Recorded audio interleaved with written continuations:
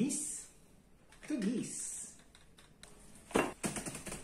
So guys, tumating na nga yung lagayan namin ng mga seasonings, mga mantika namin, suka.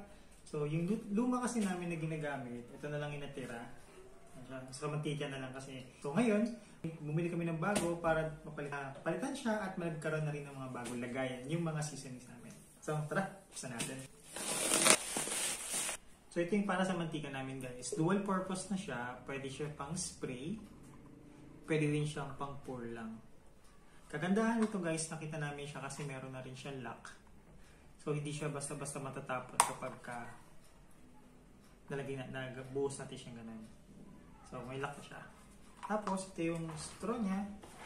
Kakabit natin siya sa pinaka-lagayan ng straw. Ayan. So yun na siya.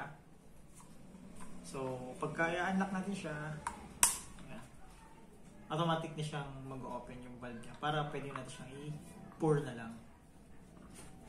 Tapos meron na rin siyang rubber para hindi tumagas yung pinaka-mantika niya dun sa bote.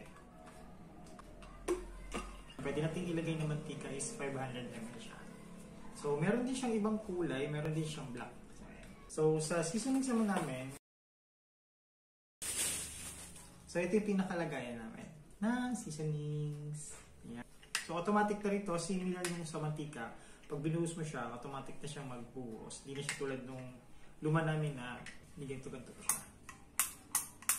Medyo hassle. Tsaka mabilis matanggal ito sa taas. Tapos, yan, glass na rin siya.